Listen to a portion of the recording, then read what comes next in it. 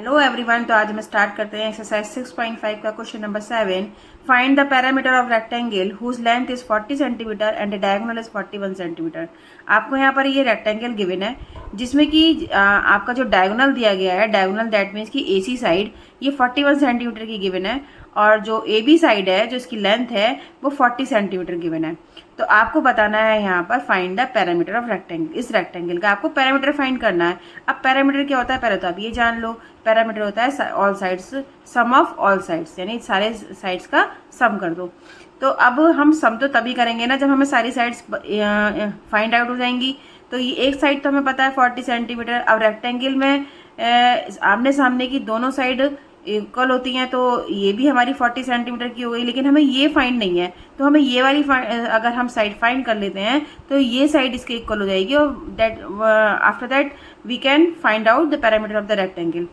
तो इसे फाइंड करने के लिए हम क्या देखते हैं कि यहाँ पर ये जो बन रहा है रेक्टेंगल का, ये जो साइड है, ये जो एंगल है वो 90 डिग्री का बन पा रहा है। तो 90 डिग्री के सामने आप पहले ही जान चुके हैं कि 90 डिग्री के सामने वाली जो साइड होती है वो हमारी होती है हाइपोटेन्यूज, और हाइपोटेन्यूज सबसे बड़ी साइड होती है और जिसका फॉर्मूला जिसमें हम लगाते हैं फॉर्मूला पाइथागोरस थ्योरम। ठीक है, पाइथागोरस थ्योरम क्या कहती है कि जो सबसे बड़ी साइड होती है उसका स्क्वायर होता है अदर साइड जो गिवन साइड्स होती हैं उनके सम के स्क्वायर के इक्वल।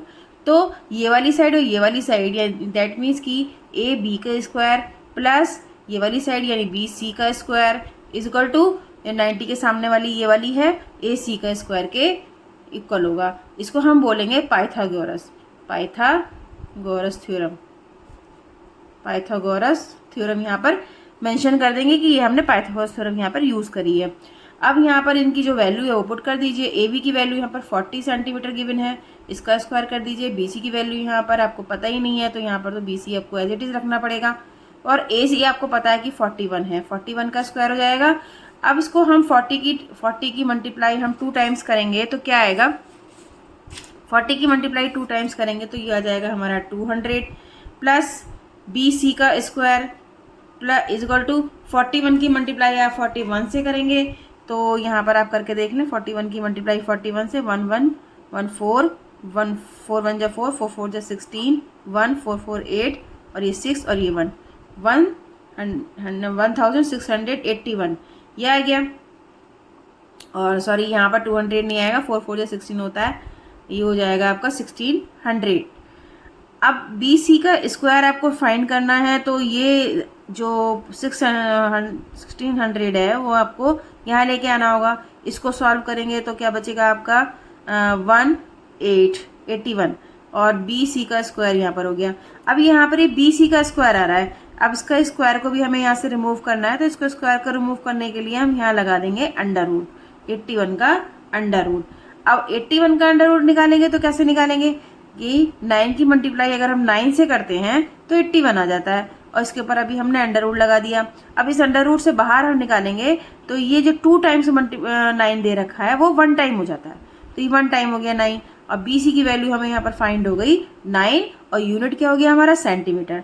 तो यहाँ पर हम मेंशन कर देंगे कि ये 9 सेंटीमीटर की हो गई। ठीक है, अब आपको तो सारी यहाँ से साइड फाइंड आउट हो गई हैं, तो आप तो पैरामीटर यहाँ पे फाइंड आउट कर ही लोगे।